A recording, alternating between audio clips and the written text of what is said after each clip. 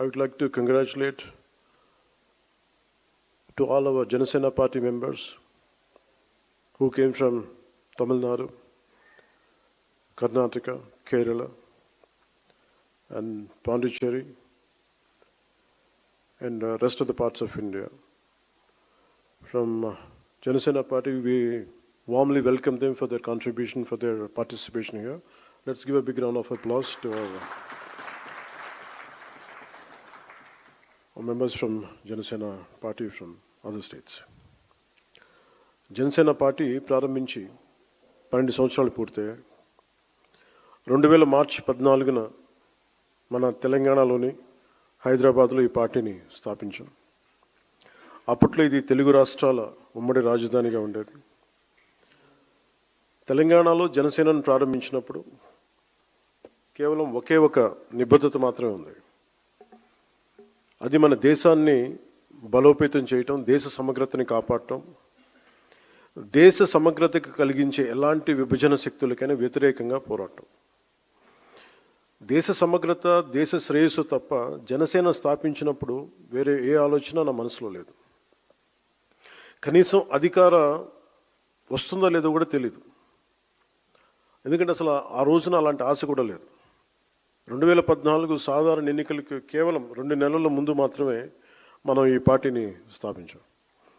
కానీ ఈ 12 ఏళ్ల ఈ ప్రయాణంలో, ఒక పుష్కర కాలంలో చాలా పోరాటాలు చేశాం, చాలా పరాజయాలు ఎదుర్కొన్నాం, ఆశలు కోల్పోయిన సందర్భాలు ఉన్నాయి.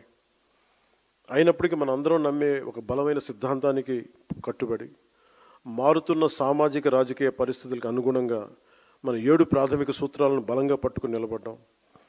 అత్యంత క్లిష్ట సమయాల్లో కూడా వాటిని వదలకుండా ముందుకు సాగాం.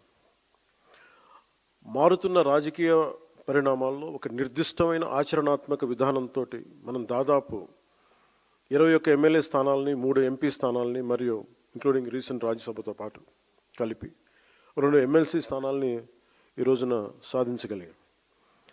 1,00,000 మంది సభ్యత్వంతో ప్రారంభమైన ఈ పార్టీ ఈరోజు ఆంధ్రప్రదేశ్లోనే కాకుండా తెలంగాణతో కలిపి 20 లక్షల పైగా సభ్యత్వాలను చేరుకుంది.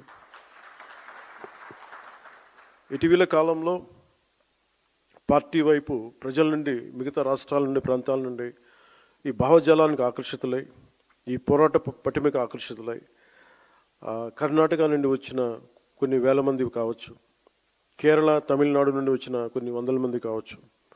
మనం నమ్ముతున్న సిద్ధాంతం బలపడుతుంది. అది దేశంలోని వివిధ ప్రాంతాల ప్రజలను కలుపుతుంది అనడానికి ఇదే చిన్న నిదర్శనం. భిన్న ప్రాంతాల నుండి వచ్చిన ఈ అనుసంధానాన్ని చూడటం నిజంగా నాకు చాలా ఆనందం కలిగించింది. ఇలా జరుగుతుందని పార్టీ పెట్టినప్పుడు కూడా నేను ఊహించలేదు. నాకు పార్టీ ప్రయోజనాలు వీటికంటే ముఖ్యంగా పార్టీ బాగుపడాలంటే ముందు మనం దేశ సమగ్రత గురించి ఎప్పుడూ ఒక తొలి ప్రాధాన్యత ఇవ్వాల్సిన అవసరం. అలా చెప్పడానికి కూడా చాలా కారణం ఉంది. ఎప్పుడైనా సరే మీరు భారతీయ చరిత్రను చదివితే, బ్రిటిష్ వాళ్ళు మనకి స్వాతంత్రం ఇచ్చి వెళ్ళిపోయేటప్పుడు దేశంలో ఒక కల్లోలిత వాతావరణాన్ని సృష్టించారు. స్వాతంత్రం కోసం ఉమ్మడిగా పోరాడిన దేశాన్ని మత ప్రాతిపాదికన విడగొట్టారు. దేశవ్యాప్తంగా ఉన్న ప్రతి రాజ్య సంస్థానాల్లో అనేక సమస్యలను సృష్టించారు. దాదాపు 536 పైచిలుకు సంస్థానాలు ఉండేవి. వాటిలో చాలా వరకు భారతదేశంలో విలీనం అవడానికి ప్రయత్నించినప్పటికీ కొన్ని సంస్థానాలు మాత్రం స్వతంత్రంగా ఉండాలని అనుకున్నాయి. ఉదాహరణకి నిజాం సంస్థానం, బరోడా, జునాగఢ్, ట్రావెన్కోర్. కానీ సర్దార్ వల్లభాయ్ పటేల్ గారి నాయకత్వంలో మనం ఈ దేశాన్ని ఏకం చేసాం. ఆ స్ఫూర్తి ఇప్పటికీనే కొనసాగుతుంది. నాకు ఈ దేశ స్ఫూర్తిని మనం కాపాడుకోవటం అనేది ఏదో ఒక టైంలో అయిపోయింది. సర్దార్ వల్లభాయ్ పటేల్ గారు చెప్పిన మాటలు 47లో స్వాతంత్ర విభజన ముందు జరిగిన 2 సంవత్సరాల కల్లోలం 49లో ఆల్మోస్ట్ మనకి ఈ కాన్స్టిట్యూంట్ అసెంబ్లీ డిబేట్స్ అన్నీ అయిపోయిన చివరిలో ఆయన అన్న మాటలు, human memory is very short. మన 2 సంవత్సరాల క్రితం జరిగిన ఈ విభజన కూడా మర్చిపోయాం.